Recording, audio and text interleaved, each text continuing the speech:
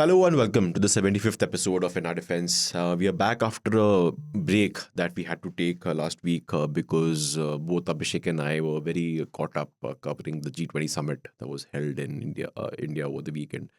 It was a fun summit actually to cover. Honestly, I'll give you a lowdown. I thought it would be very boring. I had to obviously come into work over the weekend, both Saturday and Sunday. And I thought, it'll be a blah summit and kuch khas hoga nahi. But it was actually quite fun. Especially... I, along with the entire team, was at the summit. Yes, I know that. Yeah. So it was hectic as well. Can imagine. Yeah, because you had to get there early morning. Of course. There was a shuttle service that you had to take a bus because there was no Private cars. Yes. There was no provision for parking them there. But it was smooth. Acha. There was no problem. The frequency of the buses from Jawaharlal Nehru Stadium was quite good. And that way there wasn't a problem. I mean, someone in the lead up... Because you got there early morning, and then of course you didn't want to leave. You just want to leave once when you've wound up at the end of the day. So in that sense, it was a little hectic. But these events, these assignments can always be a little tiring and hectic, but it's always fun. Especially for the government. Because I think someone in the lead-up had called it a logistical nightmare to host an event like this. 20 leaders. It is, and especially because it's happening in the middle of the city. Yes. I'm a firm believer that we should have some place outside reserved only for such events. For all of this, because life does come to a standstill for the common man, which is a bit of a dampener when you look at the grand success of these events. It's not easy. It's not easy to have this kind of an event in a city like Delhi, right in the center of it. Yeah, true. It was sort of a lockdown as far as Connaught Place was concerned. And international journalists, they were asking us, where can we go out for a drink in the evening? So, you can, but South Delhi, you have to travel far. Because even Khan Market and CP, places like that were, I think, under a virtual shutdown. So, it also doesn't give the opportunity to people coming from outside just look around and have fun, especially the journalists. Of course. We'll talk more on this episode about G20 because, the world of defense is very, very closely intertwined with the world of diplomacy. And I think over several of our episodes of In Our Defense, we've, kind of gone on tangent about diplomacy. And, our producer Anna has complained that we kind of, sometimes go into her territory because she hosts another of our podcast with one of your colleagues, Geeta Mohan, who's our foreign affairs editor, only on diplomacy and stuff like this. No, it's interlinked, and that's why Geeta and I had a tough time. We were running around the most, along with some of the other colleagues, obviously. Yeah, but because a lot of things in the world of geopolitics are interlinked, isn't it? Yeah.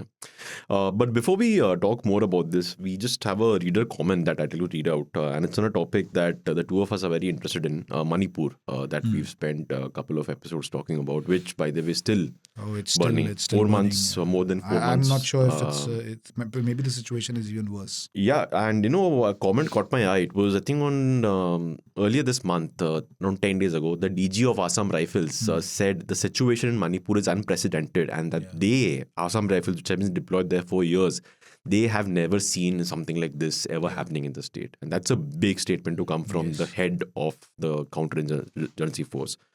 So I thought we'd cover that at some point, but maybe perhaps later this month. I'm sure in all our subsequent episodes there will be some mention or the other of what's happening in Manipur. Yes. In fact, we should try to do that. Yeah, definitely. And so the reader comment is the listener comment or viewer, I'm not sure, is on Manipur, and while the person has not given their name, they say that they are a local. And they say that any narration, he said, be cautious when you're talking about Manipur, because any narration from the Meiteis will be taken as Meitei propaganda, and any narration from the Cookies will be taken as Cookie propaganda. True, yeah. So best option is to have all these narrations and have a ground visit, which you have made. And sorry, you haven't gone to Manipur. No, this time I haven't. This time but we had reporters. Yes. There, have a ground visit and make your own assessment of the situation. And I couldn't agree more with this comment. And we are very conscious of this fact as well. And so many times we have said that. We've done exactly that. Abhishek has said, there are bad elements on both sides. Yeah. And you can't just separate It's Manipur is not straight to understand as far as I understand from our these kind of conflicts. The person is bang on that. It's very difficult to get sometimes while you're speaking just to say something and later realize that what you said was actually quite blasphemous as far as the situation on the ground is concerned. Luckily for us, because we are conscious, we put out disclaimers for a lot of things whenever we discuss Manipur. And glad that somebody is making that observation. Yes. And someone on the newsroom, and one of my colleagues made the statement, which I think is pretty bang on, is that for both these communities, it's almost as though this is a matter of survival now. They've got, I think, what they see that long overdue spotlight of their long festering issues that no one really paid attention to. And this is it. It's now or never. It's almost like that. I'm not sure if the situation is like that on the ground. But the statements that we hear with what I said, the Assam Rifles DG saying unprecedented, I think the situation is quite it is bad. No doubt about it. Yeah. We'll come back to Manipur in one of our future episodes, definitely. And, just like this listener and viewer, if you have any comments for us, if you have any feedback, anything that you want us to talk about, or whatever you think of our podcast, you can leave a comment on the YouTube, on our YouTube channel if you need to, or if you are listening to us, you can drop a text to us at 8588 966 996. Right, let's talk about G20. So like I said, I was expecting to be a very boring, normal diplomatic event, but it wasn't, especially because there was a lot of talk before the summit kicked off about whether there would be a joint statement issued. And what we learned was China was being a roadblock, and the roadblock was on the issue of the Russia-Ukraine war. And not just China, actually, a lot of the Western countries had some concerns, that at least in the build-up. Yes. And it almost became like a G7 versus the global south, the developing nations. Yeah. And that's why it was thrilling. Yes. I honestly thought that the climax would happen on Sunday, because Sunday that's the anti-climax. Which is we even planned our resources here accordingly, because we thought Sunday would be the day we'd know if there was a joint statement or not. But there was a surprise announcement by Prime Minister Narendra Modi on Saturday itself. The second session, and then there was a press conference. Actually, yes, right just after the second session, there was a press conference giving out the details, and they were like a lot of details, and even the statement that was released. I mean, it wasn't a press release. It was a statement that was released that moment. The long statement. And a long statement. And covering just about every aspect that India had pitched for. So 83 paragraphs, all 83 have consensus. Yes. 100% consensus. Not a single paragraph has any doubt. So that in itself, I think, was a big deal. Yes. And Amitabh Kant, the G20 Sherpa for India, in fact, named officers. He named 3-4 officers, saying that, it was possible because of them. And that was so heartening. Yes. That, for a senior person like him to name, and two of them are quite young officers, I believe, in a public platform, at a global platform. I think that shows. He also shared photos with them. Solid leadership, I think. That's what it demonstrates. This is my team, and that kind of a leader that he is, and how confident he was. It was actually a moment that was quite thrilling, because I say as a journalist, I'm a bit of a cynic. I'm a bit of a skeptic. So I was preparing for a situation if a joint statement doesn't come. Yes. You have to be prepared. Of course. What do you say on air if it doesn't come? If it comes, it's easy. But what if it doesn't? That is the challenge as a reporter, to write, to be on air that moment. Because if it's happened, these are the things that were the sticking points, and they've sort of been ironed out, and there is a statement. What if it did not happen? Yes. That's when you sort of get stuck. What should be your narrative and how to report it? So I was preparing for that. So that's why it was thrilling, and it was a bit of an anticlimax, as you rightly said, that everybody was thinking it'll get stretched right to the last moment. That final over kind of a thing. Sorry for the cricketing analogy. But it was done and dusted quite easily. Yeah, so the way we understand it, it happened around Friday night, Saturday morning. Friday night is when I think they had a verbal agreement. Friday night was a long night. Long night for the Sherpas, yeah. So I think Friday night they had sort of a verbal agreement. The final draft was circulated Saturday morning, and by lunch, I think there was consensus. Okay, we'll go ahead with this. And the sticking point that you understand was one paragraph, which was to do with the Russia-Ukraine war. No, not one paragraph. There are several paragraphs on the war. One subject, one issue. One issue, yes. And the press conference that you referred to, where Amitabh Kant, rightly lauded his team for in helping ensure consensus on this issue. One statement that caught my attention was it was almost like an ultimatum that he had to deliver to the fellow Sherpas, where he basically said that if you don't agree even on this, just ask your boss to speak to my boss. Yeah. Because I'm done. I mean, this is it. This is it, and I think that's what hard taskmaster is. That if we can't reach a consensus, then what's the point having all of this? So I'm sure the other Sherpas were under some pressure as well. I'm not sure if their leaders would have wanted last moment G20 leaders coming to iron out what's happened. That would be a big headline. So 15 drafts, by the way, went into to what the final outcome was. So for 15 drafts, they had a lot of disagreements. And as you said, the biggest polarizing factor was the Russia-Ukraine war. And that's why we are discussing. Because that doesn't fall in the ambit of diplomacy alone. It's a war. And if it's a war, then of course, our defense has we'll cover it, all the moral right to discuss it. Sorry to Anna. I wonder if there was a snide. I thought it was a cheeky snide remark, but you made it quite clear. That's the reason that we are discussing, because after all, it was the war which was the polarizing factor, the most contentious subject, and especially when you see what happened in Bali. Yes, the Bali declaration was a very strong one, condemning Russia for everything. This one was a little more nuanced and subtle. Actually, not subtle. If anybody understands the language, I think that's the language that should be spoken in diplomacy. Yes. It speaks about territorial acquisition. Who has done that? Yeah. Russia. It talks about respecting territorial integrity, sovereignty, all those aspects. And in fact, this was something which was told to me by Indian diplomats in Ukraine. That why don't you people read the fine print of our statements when it comes to the Russia-Ukraine war? Why is it just called that we are pro-Russia and anti-Ukraine? Why can't we fight that narrative? Because our statements are very clear. We always reiterating that a sovereignty of a country is paramount. Yes. And it is who has sort of violated sovereignty. It is Russia. It's our choice, the kind of language we want to use. We don't want to say that Russia is the culprit in as many as words. We want to use diplomatic language, which has very clear messaging.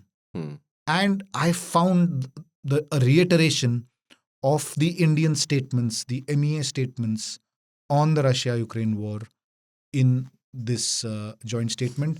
And it also, India's stand was that this cannot be a platform for finding a resolution to the Russia-Ukraine war. This is not a security summit. The G20 summit is about world trade, economics, climate change, things like that, infrastructure development, inclusive development. And the joint statement justifies the inclusion of the Russia-Ukraine war very, very beautifully. It says that the war has created economic distress in several countries. And that's why you need peace, because it is having the war is having an impact on people's lives, trades, economics, and the word economic distress has been used several times. And, I got the hint that the joint statement is coming and the reference to the Russia-Ukraine war will be there soon after the first statement of Prime Minister Modi when the summit was when the summit started. He spoke about peace in the first. He spoke about war. Yes, there's no other war happening. He spoke about war, and yes, there were a lot of hints thrown that it's going to happen an evening before. But when it's going to happen was not clear. But when Prime Minister Narendra Modi said in his opening remarks that if the world can come together and beat COVID-19, there's no reason why we cannot win over the trust deficit triggered because of the war. Talking about inclusive, see, the war might have happened between Russia and Ukraine, but the trust deficit is amongst many countries because of that. Because of that, yeah. Everybody's sort of seeing, and India was being viewed with that kind of a prism as well. Are we pro-Russia? Are we anti-Ukraine? And India was saying no. That's a too simplistic way of looking at this war. So when he said that, I was quite confident, and I began to say this on air as well, that referring to Prime Minister Modi's comments that he is thrown a big hint that a joint statement is coming and a reference to the Russia-Ukraine war is there. In fact, there was a story today in one of the newspapers speaking about which country wanted to be positioned where. So the consensus happened because of the terms like territorial acquisition, territorial integrity, sovereignty. Because India was using those words, was happy to have those words in the joint statement, nobody could have had a problem. Another aspect of how the consensus was reached, which I thought was solid diplomacy, that while there were the G7 countries were having a lot of problems, India got a lot of support from Indonesia, which had the presidency before us. Yes. Brazil, which has the presidency now, which will have the presidency now. South Africa, UAE, Saudi Arabia, Turkey, Mexico. That's exactly what India was saying, a more inclusive world. Yes. So if you had these kind of countries rallying around you, that means your message of inclusiveness is very much demonstrated in the manner some of the countries sort of supported you. Yeah. And I think that's what built the consensus. Having said that, the war is not going to end. Of course. So to find a resolution to the war in a platform such as this would actually have been quite hypocritical. You cannot find a resolution, and that's exactly what New Delhi's stand has been. And come to think of it, isn't that true? Yeah. How can you find, if a resolution has to be found, it has to be found by those two parties. The world can come and sit with them or suggest things to them, but unless the two parties who are involved in the conflict don't sit at the table, you're not going to find resolutions to a war. Yeah. But tell me something, and this is just like, going just a bit forward of what you just said right now. Might sound like a dumb question, but there is this question among a lot of people. There are no dumb questions. Thank it's only you. the answers. कि ये सबसे क्या फर्क पड़ता है? Like this whole, for many people, it's just, कि there's a drama happening between 20 countries and, back and forth of how to phrase what sentence. Should you say war against Ukraine or should you say war in Ukraine and stuff like that? How does that matter at the end of the day? Like you said, it won't end the war, obviously, but how does that have any impact on the war of what these group of G20 countries think about or have to say about the war in Ukraine? That's what I'm saying. It doesn't have an impact on Zero the war. Impact, right? So that's why it's quite hypocritical. That's exactly my point is. To say that we'll talk about the war. What will you talk about the war? Exactly. So it's that's exactly the reason why the thrust was on several other aspects. You cannot allow the agenda of the summit to be hijacked because of an issue you can't even do anything about.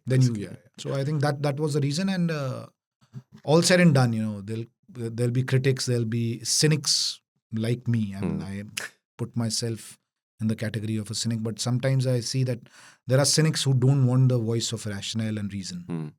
So there's a difference between a cynic who's willing to reason it out and a one who just doesn't see a voice of reason. Yeah. So all said and done, the cynics who feel that this would be a failure and China is not there, Xi Jinping is not there, Putin is not there, and there will be no consensus. I think this was a big success. I mean, it was. I mean, and to buttress your point, a person who's not from the government camp, he's in the opposition, but who has a lot of experience of diplomacy, Shashi Tharoor. Yeah. Also lauded the statement and Amitabh Kant's efforts in ensuring a consensus happened. And speaking about the Russia... And see, because another thing, sorry to interrupt you, because of your political leanings, if you start to decide whether it's a success or not, then it's a complete disrespect to so many officials working, toiling day and out, day and night, working hard irrespective of who's in power, because the same officials will be Exactly. with you if you are back in power. Please have a macro view. Yes. These things are not about politics. Yes. See, politicians will use it. Of course. It's always happened. Let's not be that so naive. Politicians will always use everything that can get them votes. Of course. That's And what they the should. job is, and they Yeah, should. They should, yeah. But at the right platform. Yeah, exactly. It's okay to do it maybe in December. It's perfectly fine to go in At a a rally. political rally and talk about Of course. it. What's wrong in it? Yes. There's nothing wrong in it. It's always happened. But for people who claim to be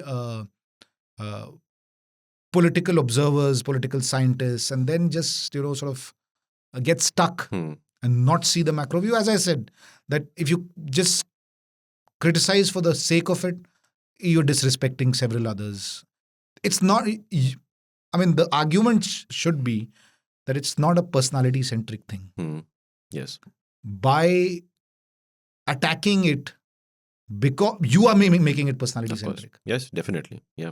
You are giving more credence to those who want this cult personality-centric era. So just laud the efforts of those behind the scenes. Yes, definitely. And on the point of Russia-Ukraine war and India's position on it, I've always felt that our position, considering our own interest, was always, since day one, has been very nuanced and has been, let's just say, right, in my opinion. And one other person from the opposition camp to say that, and this happened just a day before the G20 Summit, was Manmohan Singh, the former Prime Minister, who in an interview said that what the government of the day has done on Russia-Ukraine is right. Again, a man who was always known for more nuance and reason, than like rhetoric. Rhetoric. Yes, and like you said, reason. Yeah. So this, again, tells you that stuff like this best not politicized in India. Right? No, see, it will be politicized. That's the right platform. It will be politicized. I'm saying that observers, I'm not talking about politicians, I'm talking about observers of politics. Yes. Should not fall for it. Definitely, yeah. And the reason we brought up India's position, because I think a lot of people have said this, and I think you'll agree with it, that the G20 statement, at least on Russia-Ukraine, carried a lot of inspiration from what India's position historically has been on the Russia-Ukraine war. So that was also an interesting point. We'll now talk a bit more about the other headline that happened. And this happened on a Sunday, the day we were thinking the statement would happen, but a headline happened on Sunday as well.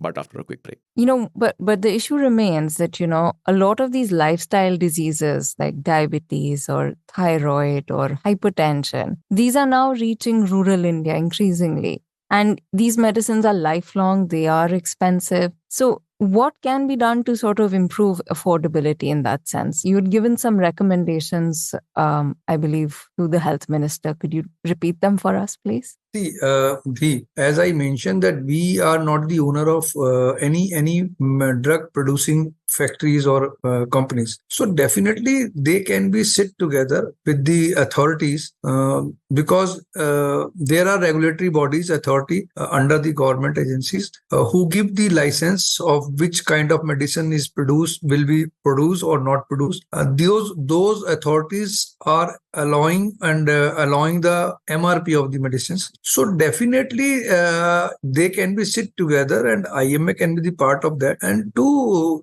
regularize the sum rate to control some margin if there is a loss. Because I am not aware of the margins. So if there are lot many margins, so definitely for the sake of patient we can do this. And see, under the drug control program, lot of medicine who comes under that program, their MRP has been crashed down to bottom. The ministry is doing wonderful job. They have put in so many of medicine under DPCC control, then their prices has been reduced. You must be knowing that. Yeah. So government time to time keep doing all these kind of exercise. But see, we have to understand one thing also. First of all, in India, it is absolutely a misconception about generic. We understand generic by a sasti dawai, by cheaper medicine. It is not the thing. Generic means like the original molecule. The drug companies, they do lot of expenses in the researches and years of research, and a team of hundreds or thousand people comprising of doctors and so many others. They do the research. Once they find out and approve any molecule, they get patent for that for 20 years or 10 years. That is called the generic medicine. Welcome back. Abhishek and I are discussing the recently held G20 Summit in New Delhi and how it links to the world of defense. We discussed a bit on the Russia-Ukraine war. Now we'll discuss a bit about an announcement that was made on Sunday of linking India and the Middle East with sort of a Rail port connectivity. road corridor. I think the officer involved who made the statement put a nice bit of clarification that India is not necessarily building it; it's just being linked to the Middle East. India is a partner. And Saudi Arabia will play obviously a big role in this. Many, rightfully so, have seen this as a counter to China's Belt and Road Initiative. A big part of it goes through Pakistan, known as a CPEC. And we've discussed this several times before because it has had a role to play in what's happening on the borders. Our LAC with China and our LOC with Pakistan. First things first, just break it down for our listeners and viewers. What is this whole deal about? So it's got nothing to do with the military prowess or anything. It's purely a trade route and just redefining trade routes in the modern era. So if you have rail connectivity with the inland of these countries in the Gulf, where countries like Israel and US are also going to be involved, and then through the sea route have a connectivity with India, just changes the dynamics of how the trade routes work. More than the port route, it's the intricacies of the rail route in West Asia that's going to be a big deal.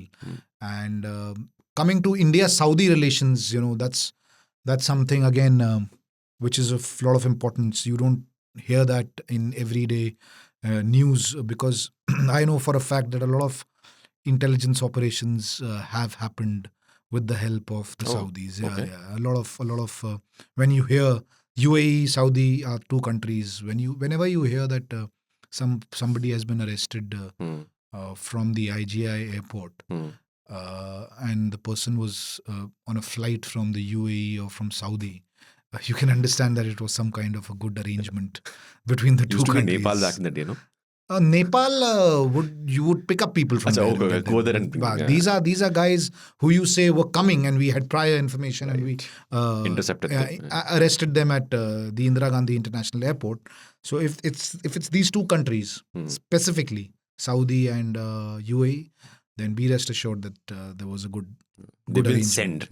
There was a good arrangement between the governments, between the agencies. So in that sense, India's relations with the Gulf, especially with these countries, have been increasing.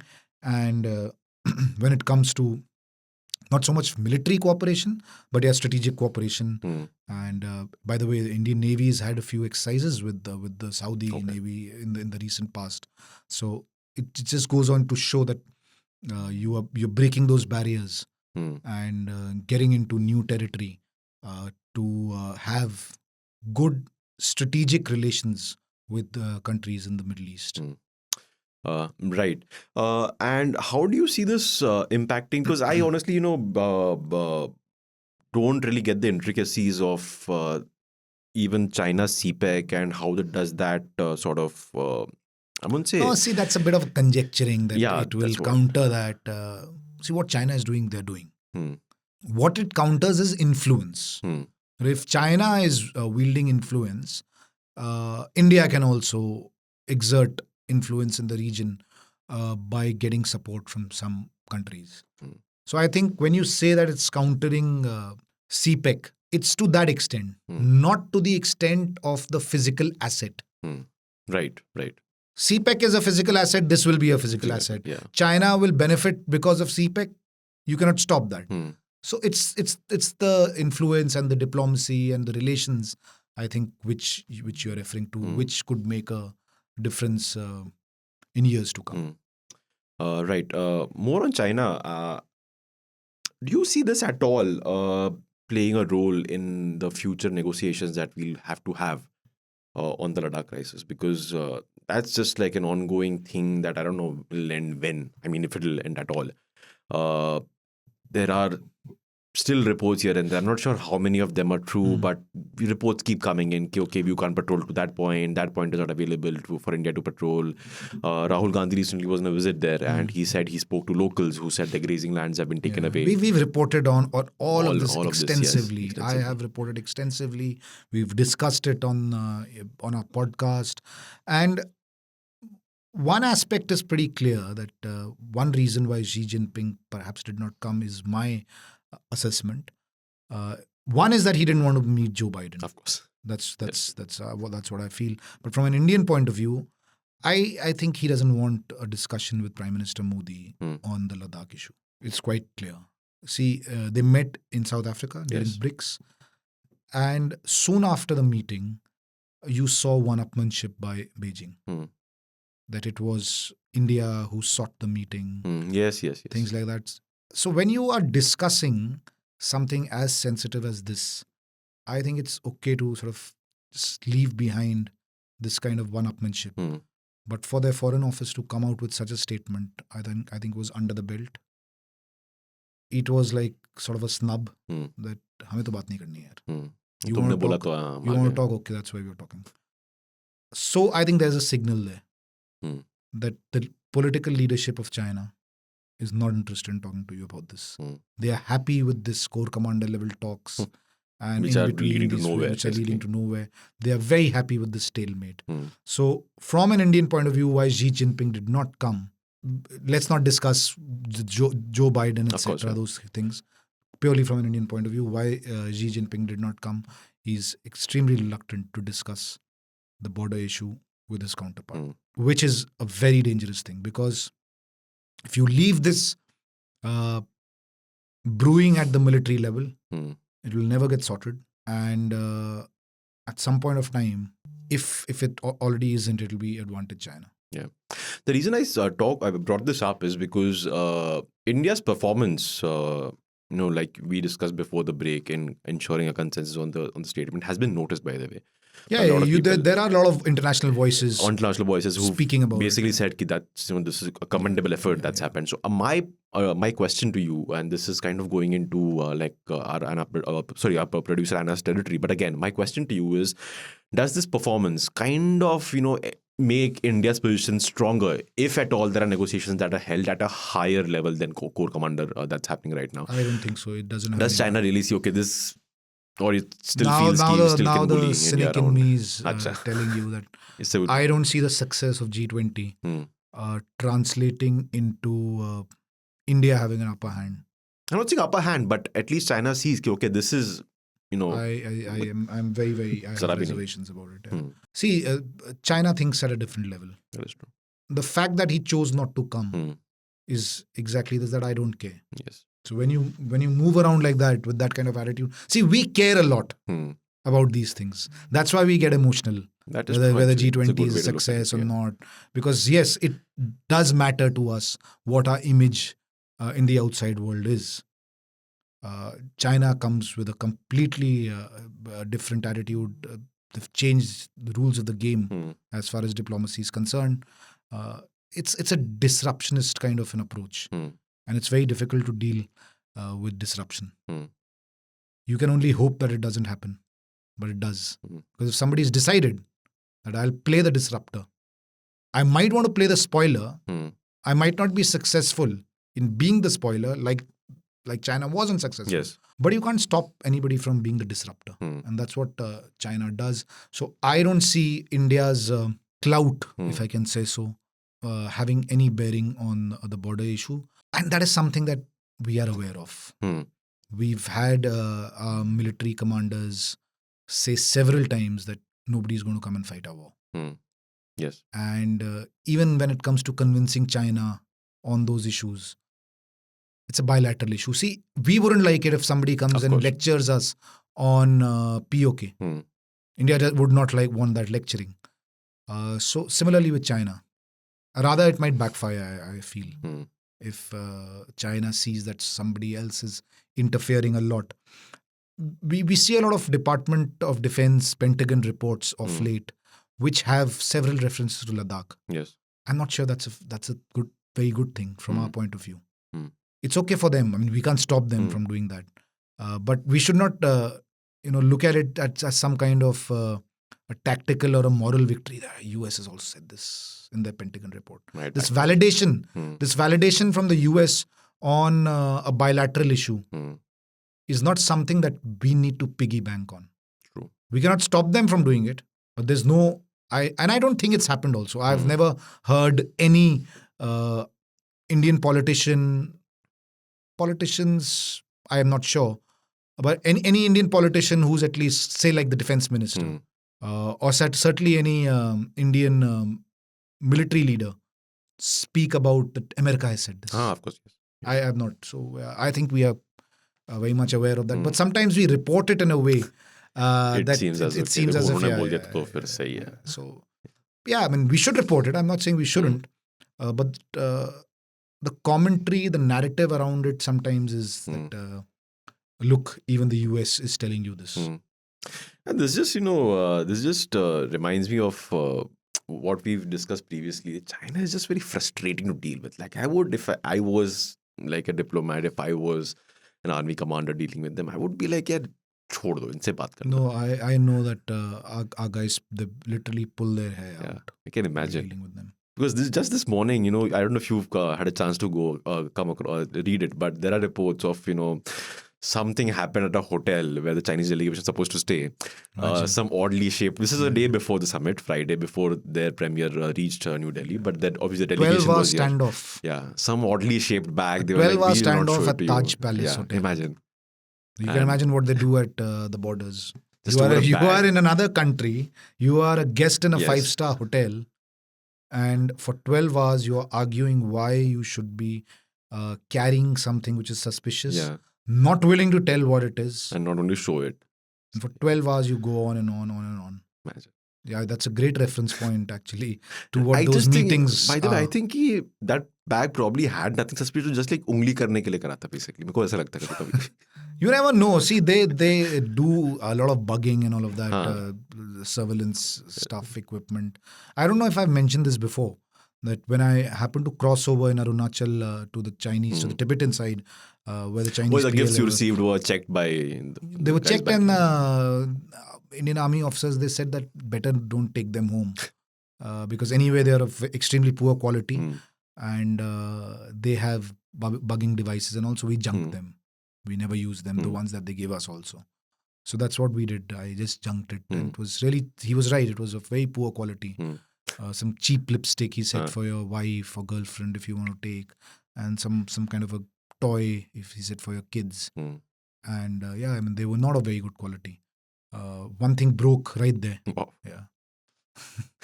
And so I said, yeah, it's better to junk it. I don't want Chinese bugging instruments in my home, reaching my home. Yes. And my office. So yeah, I mean, that's a very solid reference that you made to this report this morning about a 12-hour argument. Yeah. Imagine a standoff of another kind. I think they could have done with a better headline. Yes. Isn't Yes. It should have been Standoff should have been there in the headline somewhere. yeah. It should have been a Deskie's delight. Yeah. Right.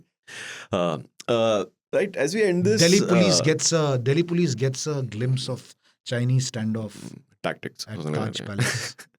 Something like that. Yeah, definitely. Yeah. Right. As we end this last third headline from the G20 Summit, it was a very fun. Social media had a lot of fun about Mr. Justin Trudeau. Yeah. Poor guy had to delay his return because his plane developed a snag. The plane, by the way, Not just the historically plane. has... I think the big headline was also when the two leaders met. Modi and of course. Khalistan issue was... That's the one I'm coming to, actually. So I don't want to get into the social media banter because the banter is banter, and governments don't usually play at that level.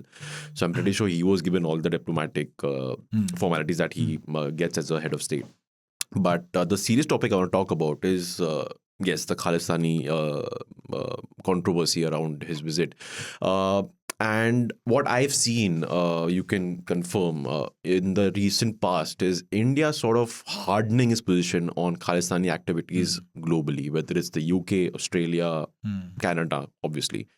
Based on your conversations with people in the defense setup, is it just politics? Because a large part of it is politics, or is it that there is genuinely a threat, and now we're talking defense, of Khalistani elements, because there have been, I won't say attacks per se, but there have been acts of vandalism outside Indian embassies and consulates. I think that's what has triggered a more aggressive stand. Yeah, because Now we are not sure whether the aggressive stand came first or those attacks came first. that's what I'm trying to understand from you, like based on your chats with people in the defense setup, how do they view the Khalid? Because I'll tell you what the reason I'm asking, because when I was growing up, the sense I got was that this is sort of there was a separatist movement that sort of died down, petered down. There was a bombing of the Air India plane, obviously. But it's, over the period of time, after strong action in Punjab by the police, etc., it's sort of died down. It's just there for the history books. But suddenly in the last few years, this thing keeps coming up.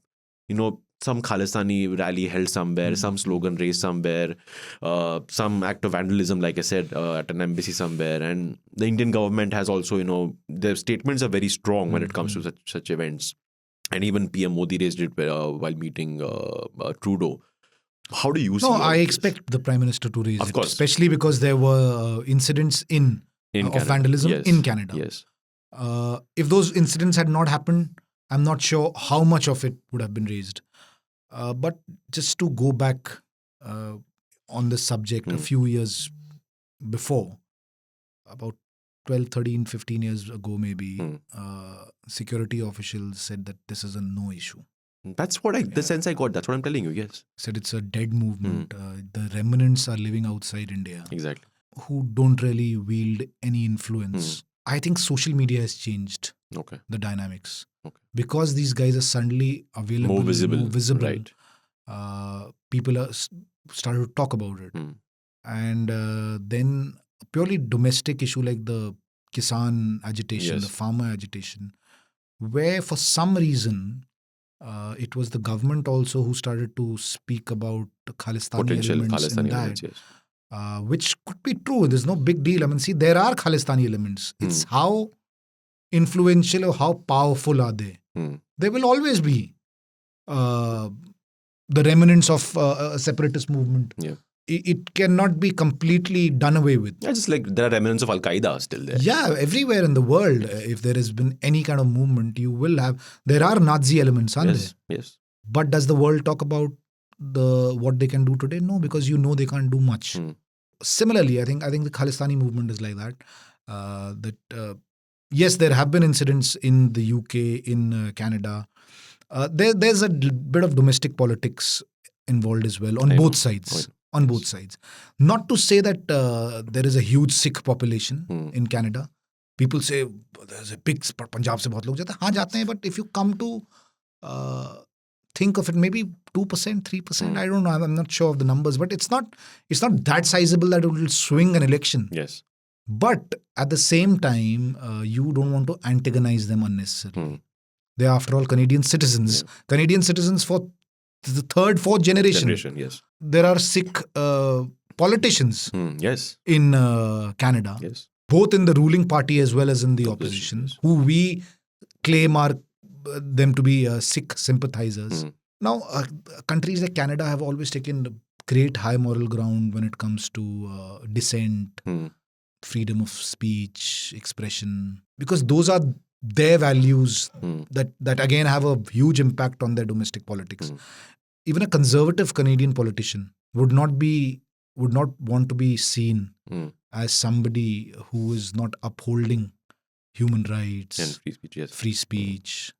It's a bit of a cultural thing, I think, and that's the big difference. Yeah, right. But the point I wanted to discuss, which I think you've addressed pretty well, is is this really a big concern for the defense establishment? No, we need to be watchful. Because I think your point you made is very good, that social media has, I won't use the word revived, but it has definitely given it more air. More eyeballs. More eyeballs, yes.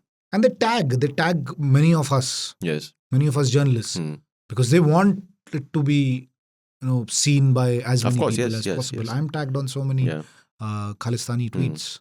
So I think it creates the risk, I think, of a sort of a lone wolf event somewhere, because these views get circulation and you have some misguided person somewhere, just like that one chance and doing something that perhaps is the risk Yeah, that but I mean, it just poses right now. looking at the history of the Khalistani movement, it's been a while that they indulged in Violent, violence of that nature. of that nature. Yes, Arson, that is true. yes. Yes. Vandalism, yes. Tearing down flags, setting something on fire. Yes. But that kind of violence. So and see, it's also a non-leader kind of a movement. Yeah, true. There's no one guy they are sort of rallying behind. Yeah, Bhindranwale, and they talk about him as the hero. But there's no nobody controlling. There's no organizational control. There's no cadre. At least it doesn't seem so. Yeah. You run the risk of having these deadly kind of terror attacks. That's when you have a cadre. Yes. When you have self-motivated, self-radicalized kind of young people who have been brainwashed or something. Because to indulge in violence is not that easy. Of course. So you need some organizational setup to do that. With the Khalistani movement, of course, there are remnants or sympathizers, or even, let's say, active Khalistani separatists within perhaps or outside the country. But that's been the pattern that, fingers crossed, that they have not indulged in any big act of violence. Right. Yeah, I kind of agree with you. And I think the other point that you made, and this is something I've long suspected, but this is the reason I want to discuss this with you, is there's also a touch, like you said, of domestic politics involved in this. Because you'll remember there was this whole brouhaha about Amritpal Singh, and suddenly no one's talking about him anymore. Yeah, He's just in the jail in Assam. See, I happened to be in London that day when this big protest was happening outside the Indian High Commission. Yes, this was just after the that flag was brought down. I think a couple of days after that, or maybe the next day. So I had gone to the UK to cover an Air Force exercise, and on my way back, obviously I stopped over at London because the flight was from there. So the desk asked me, or people in office asked me, "Can you report from the High Commission?" I said, "Okay, I'll do that." And I realized there was a huge gathering, lots of sloganeering, and kids were there, women were there, old people were there. And I think 99.9% were British citizens. Okay. And that's my assessment. I don't think they were Indian citizens. Because it's not that easy for an Indian citizen to be seen in this day and age, being part of this kind of a mob, sloganeering, making India, anti-India chants. And I saw that on top of the building, our High Commission, there was staff or whoever, they were waving flags from atop that building. And there was a huge Indian flag anyway put on the entire building that you might bring down that flag, but that doesn't stop us from... So I was confused. Is this the right thing to do or not? Okay, putting the flag on the building, I think, was the right thing to do. But for waving the flag from atop, just fingering them unnecessarily. So that's the kind of thing that when these things happen. Yeah. Let's end it there. It's a fun chat from a fun event that we covered over the weekend, and I hope our listeners and viewers also had fun listening to this podcast. Like always, you can let us know. Drop a message for us in the comments below, or you can email us. Our email ID is pods@indiatoday.com. That's pods@indiatoday.com. Thanks as always to our producer Anna Priyadarshini. That's it for this week's Defense Dose. For more, tune in next week. Till then, stay safe and do not cross any boundaries without the passport. Bye-bye.